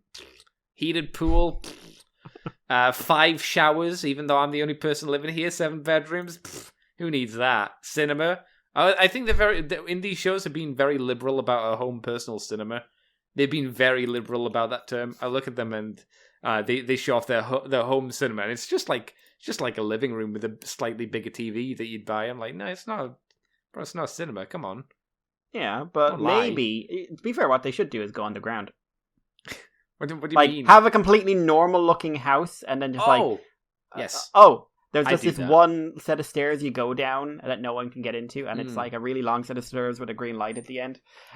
And you go down, and it's like, behold my massive mansion. Oh, mate, that would actually be really sick. I'd do that. I'd be Oh, an yeah. underground hobbit person. Hell yeah. And then everyone goes like, why don't you ever come out of your house? Oh, I do. And there's like an exit like into this like really fancy part of town. Oh, it's like Disney World where they've got the underground tunnels connecting everything, so you Yeah. just pop up on the other side of town because you've just walked there from your underground facility. That'd be sick. That'd be so good. That would be a little bit scary. Because imagine the power goes out when you're in one of these long, very small underground tunnels that you've made. That'd be scary. Then I'd always be worried about zombies pouring in. Like, not friendly zombies like me, but others kind of zombies, No, obviously. you're rich. You've like set things up properly. do I pay off You the don't zombies? live in the house. People you pay live in the house. I like the idea of paying off zombies to not eat me. No, you're in Come your on, bro. little like underground city, Mhm. because you're a billionaire, and you are paying someone to live in the house who is saying their name is Andy, Oh no! but they're actually like a trained like bodyguard type. So everyone is there and it's like, wow, and that Andy Millman, like that dude always wears black and sunglasses and never goes outside and always looks at us funny in the windows and everything else. But what they don't know is Andy Millman is like a multi-billionaire living beneath their feet, hollowing the ground out beneath them and making it so at his nearest whim he could probably like drill into their toilets or something. The idea of this that you've had legit sounds like an anime. It legit sounds like something that like the main character like goes, oh, so where do you live? And it's like, here I live. I'm the secondary character. They're like, oh, it's just a house, or is it? And then they go down and go, oh my god, oh my god. And you're like, well, I'm a little rich, I got a little bit of money here and there. I don't like to show I off. don't like to about it. brag. I don't like to brag. But I've got my own working Gundam. Gundams aren't real. Yeah, they are for the rich and famous. It's all have you I'm saying. seen the Japanese news? I have. It's pretty cool. They did the new Gundam recently, didn't they? Or they're doing the new Gundam. Yeah, I think they've closed one of the Gundam cafes. I don't know which one. I think that closed down pretty recently. And this one of the Gundam statues is going to be moving. I think the unicorn one. I think that's going. But I'm not entirely sure. Yeah, They're probably like unicorns going, yay! We brought in the Norn. No. yeah. They're doing the Alex from War in the Pocket. I think was the new one that they made. I'm like, that's not the G Gundam. Get the fuck out. No, it's not. Not the good Gundam. It's not Crossbone either. But No, it's not. Well, no one knows what the crossbone is, Mikey. So, well, I suppose the Alex, Unfortunately. like, I like the Alex when it's all armored up. I don't like the Alex when it's stripped down and just looks like a regular Gundam. I just don't like the Alex. I think it's pretty boring. I like the Zaku more from that show, but I don't really like War in the Pocket. That's a doof, isn't it? Or Gadoof, or whatever the fuck it's called. No, it's a Zaku. And you mean a No. goof? Goof, that's it. Goofs are usually blue, regardless. No. But but Zaku's no. a terrible, Andy.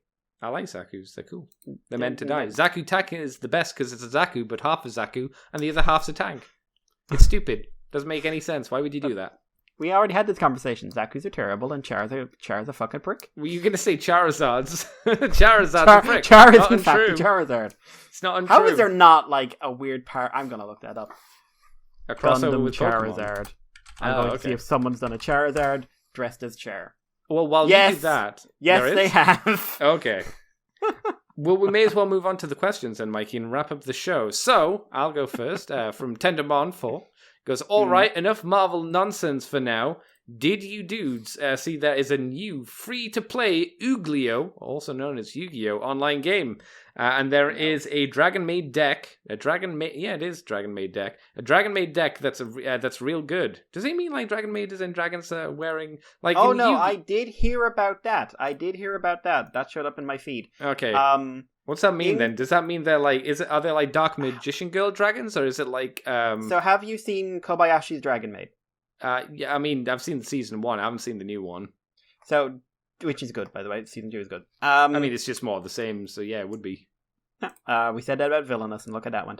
Yeah, But that's that fine. didn't work. There's a picture No. of Charizard, it didn't work. But so apparently he didn't like fully collaborate on this, but he did basically kind of work behind the scenes, and they did an entire line of maid dragons who are dragon maids. Who are like, the main cards are like dragons with like girl hair or like a maid thing. And then there's like an entire subline of maids who are dragons.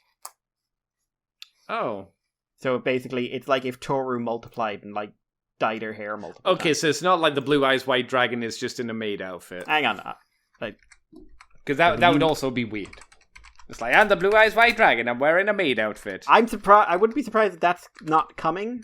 Dragon Okay. Maid Yu-Gi-Oh! I don't even have to finish typing it. Yu-Gi-Oh! Like this is an entire like sub archetype according to the Yu-Gi-Oh! Wiki. I just stumbled on this during the week. Oh, Like wow. I saw this on Twitter and just like, what? Alright, So- let's have a squizzles. Hopefully it works and doesn't break. Oh, okay. So they're not like in their dragon forms. They're in cute and No, there's girl dragon form. forms as well. Oh, okay. It's just So the there's image both. here. Okay. But like the ones that obviously are gaining the attention are an entire line of women dragon maid things. What a shock! I'm shocked, especially with Japan's obvious disdain for maids. You know, Yes, they hate there's them. not an entire culture there that has survived Europe. I'll continue the question. So obviously you know of the Dragon Maid deck. At least watch some gameplay clips that shows just how crazy the modern version of the game has become. But you can still win by stomping them with 2 blue eyes, in quotations blue eyes, on turn 1 thanks to Lord of D, Lord of Dragon, playing his flute. I remember him because I remember that because I did play Yu-Gi-Oh! A bit back in day. I collected the cards, but that was about it. I fell out of it when the rules became more convoluted. Oh, I could believe that. Jesus. But Lord of D was like you fuse it with Lord of Dragons and you make like basically like a crazy powerful 3-headed blue eyes with a guy riding on top of it. I remember one, I think it was TF Nation or it was a auto assembly. I gave Paul Rojas all of my Pokemon cards and my Yu-Gi-Oh cards, and he said he'd probably be able to sell them. I didn't hear from him after that. All right, fair enough. I don't know what happened, but you know, He's still sitting there, still playing. it's a shame because I should have kept those because I probably could have made decent buck with them now, which is really annoying. Even the Yu-Gi-Oh cards now, the original ones, are not like Pokemon money, but decent money. My only solace is I never had a Charizard, so I don't need to like slice my wrists open for that horrible mistake. Did you hear what happened with that numpty Logan Paul? No.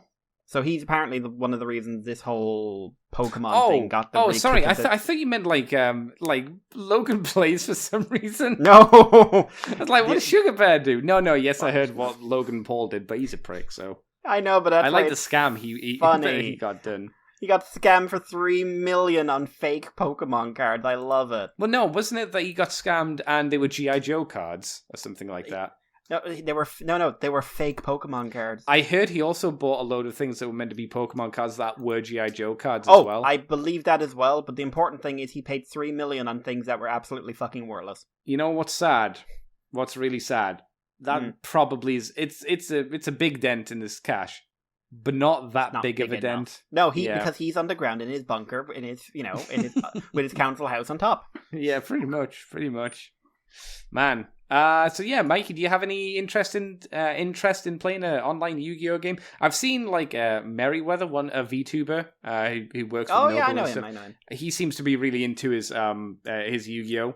And that's Um, about all I know about it. I mean, I played back in the day. Yeah. I liked the PlayStation game that I gave to Matt, our friend Matt, years ago. But that was about it. I kind of dropped out of Yu-Gi-Oh once normal Yu-Gi-Oh ended, and then I heard it got really weird. Like they started playing Yu-Gi-Oh on motorbikes or something. They started reinventing a lot of the rules as they went on to try and keep each. They didn't really follow the Magic. They kind of went like, what if Magic the Gathering like completely tried to introduce like not just new mechanics but new everything every time, and that's when I fell out of it. Like I'm just looking at a video of apparently the Dragon Maid deck is like just kicking ass in this thing. It's like Dragon Maids with like Red Eyes and Dark Magician, like a couple of classic cards in there as well. Okay. And like the game looks fun. But I don't know. I don't think I'd get back into it. Like I have enough addictions for one thing. But also like I guarantee I haven't looked it up, but I guarantee the words free to play are involved. Oh yeah, I mean, Tento said it was free, so you're definitely gonna have to pay for packs or Free, wait a long time. Yeah. And that's, with a game like this, I find that very frustrating because it will become pay to win. I mean, I'm pretty sure Hearthstone was Hearthstone I was remember that. similar to that. You had to, if you wanted any kind of chance to play online, you kind of had to pay money.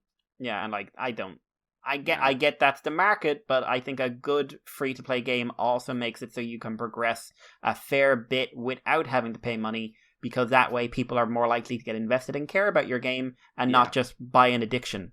Yeah. No. Yeah. But that's just me. Any questions on your end, Mr. Mikey? No, it's a quiet week. Okay. Wow. Okay. I don't think I'll just check on Facebook to see if we got any messages on there. I think we might have. If Facebook you can buy the decides kitchen dragon made right now for $5. I thought you were going to say... I was concerned you were going to say 500. I was legit concerned you were going to say 500. I'm just none of them, like, these were like... Okay, there's one that's only 80 cents. So, like, these clearly haven't hit the... There's one that's 10. The Chamber Dragon Maid, who I can definitely understand why people are buying a lot of that. Is she like my imagining, if she's holding a chamber pot, it's got stinky lines coming off of it, and she's looking really sad, and like she doesn't want to That's exactly it. I thought so. That's exactly what's happening. Probably doesn't have massive boobs. Probably doesn't. No. That would be insane. What kind of backward society are you living in, Andy? What that people from an anime-inspired art form, a manga-inspired art form, would draw almost comically large breasts on things? It would be strange. Very strange. Odd, in fact. We do have a message from Christoph. He says, 2 Brotherhood members down. Anyway, going by Thu's Toy of the Year rule, as in once you got last year, what was your favourite? Mine was Power of the Prime. I assume that's POTP. Power of the Prime? Power of the Prime? Yeah. Abominus, who did live up to the hype. And MCP, that's the game, I think, Green Goblin, but you can listen to the Fluff and Hammer Awards for more on that. There's a promotion for Gruff. Oh, I also was on the Fluff and Hammer this week, doing Patreon shows, so... Ooh. I've got an episode... on Discord. Yes, on Discord. I've got an episode to do with him on Tuesday. We've got an episode to record tomorrow as well. I'm busy, it seems. So, Mikey, from last year's things that you got, what was your favourite? My memory's terrible, but I do have an answer, kind of. Didn't buy a lot of Transformer-related things. Like, Dinobot was probably my high point. Oh. Actually, no. Shatter, I'd say I got a Akane last year. Which one? So Yeah, so I'll say that was my high point for Transformers. Did you get the Figma Akane last year as well, or was that the year before? No. My money situation changed dramatically in mid-year. Oh. So... Oh, it was Jason that got the Figma Akane, wasn't it? And mocked us all. He didn't get the deluxe one, though, did he? I can't remember. I don't remember. I don't but think if he he didn't got get the deluxe one, he wasted his money, so... Hang on. Oh. I don't think he wasted his money. Wasted money, worth nothing. Give it to me. He got a computer desk and he got Alexis. Wasted his money. Who still needs a Soto figure done. Alexis still needs anything done from him because he's a bad guy, and of course he gets shit on, even though he had a fucking cool design. He cool. He is so toku. But, like, Transformers-wise, I'd say that was the best purchase. And, like, it was really, like, drove home to me, like, yes, I was... feel really correct in saying never buy the Earthrise Optimus at leader prices with a trailer. That's right. Yeah, you came onto the show and you said that. You were really adamant never do it. Never. No, it's not good enough. It's a very good Voyager at Voyager prices. At €30, it was, I think, a good purchase. The box set was 40, but I got a deluxe in there as well, so I'm saying it was 30. But oh god, don't. No, just no. It's not worth it. It's not worth the money you're paying for it at that price. But I did a lot of model kits this year that I enjoyed, or last year I enjoyed. The real great crossbone was excellent. The full armor I think was a really fun kit to build. Was it your favorite one from last year? Do you know the whatchamacallit? Oh god, I'm not familiar enough with the names. What's it look like? What series is it from? Let me help you. No, I'll get it in a second. No, let me help you. I've got it on the tip of my tongue. She said. It'd be faster if you told me. Oh, God. It's not fun telling you things. But we could get it done. Fun. Oh, God. I'll be really annoyed if you say it's the crossbones. No, I like the real great crossbone a lot, but no. Because I got the full claw, and I love it, but I cannot pretend it was great. Is it the thing with the giant my pink God, claw? what's its name? Is it the thing with the pink claw from Zeta? Yeah. Ah, yeah, I can't remember its name off the top of my Yeah, head. fuck you. Began with a B. Boundock. Boundock. I lied, I can't I love remember the it. Boundock. I love the Boundock. Yeah, Boundock's really good. Yeah, I got the Violent the year before, and I think that was probably my favorite of 2020, and I think the Boundock's probably my favorite of 2021. Wow. For Really me, it was fun King build. Jada. King Jada. Also, it's one of the few things that I can remember that I got last year. But it does help the King Jada, the Super Mini Pla King Jada, is both one, King Jada, and two, very fun. You know? He's got a few problems. He's not completely perfect, but hey, it's literally the best King Jada you can probably get on the market that isn't going to absolutely destroy your wallet. Because there is a new King Jada coming out, isn't there? Is there? I didn't know. Yeah, I remember seeing an image for it. I can't remember who's making it, but there is another one coming. I don't think it's Solo Chigokin or someone like that, but it'll be another one of the big companies that are making a King Jada, and I'm sure that'll be stupid expensive, especially if it's in scale with the Gao Gaiga. So. Oh my God, it can't be in scale with the Gao Gaiga. That would be ridiculous. Yeah, it'd be pretty, that King Jada would then be pretty big. I think the Super Mini Pla is pretty close to being in scale with the Super Mini Pla one. Pretty sure. And even then, it's probably not like 1-to-1, because I think Gao Gaiga comes up to his penis, basically, right? His groin area? I'm trying to, like, the best scale shot we ever had was the one where Gao Gaiga knees him in the face. Yeah. Yeah, we didn't get many, like, size shots, really, I suppose. Not that it matters. Oh, I now have King Jada and Super Robot Wars 30. I was pretty hyped about that. It's like, yes. Nice. Yeah. Right. I think that's us done for the week, Mr. Mikey, unless you got anything else. No, I'm good. Where can people find you on the internet then, Mikey, if they want to? Yeah, you can find me on the internet as Irish Paleo, and you can contact us on Twitter on the Moonbase 2. On Twitter and the Moonbase2 at gmail.com, and on Libsyn and Facebook and everywhere else we are all about. Please talk to us. We're lonely. Nothing happened this week. We've added so much filler to this one. I had fun, though. Yeah. And for the people who don't listen to us for the Transformer news, this has, been a worthwhile episode for them, I guess. Yeah. You can find me on Twitter as Decade Andy, on YouTube as Decade Andy, where I do streams from 11 o'clock in the UK, the evening UK time, to about 1:30 from Tuesday to Saturday for the most part. You can find us here on the Moonbase 2 on Facebook, Libsyn, iTunes, YouTube is Moonbase 2 Transformers Podcast. We're on ccbunker.weebly.com and patreon.com/Moonbase2.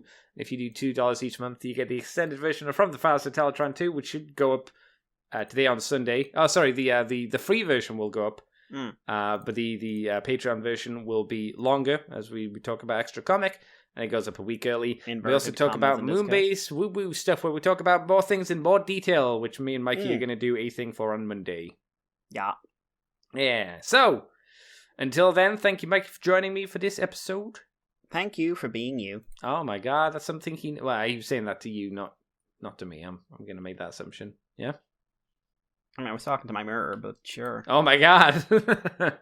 Oh my God, narcissism. Wow, Andy, way to make everything about you. Wow, the narcissist looking at himself in the mirror and calling me the narcissist. Thank you for being you, wink. Why do you have a mirror next to you? Bye! You are now leaving Moonbase 2.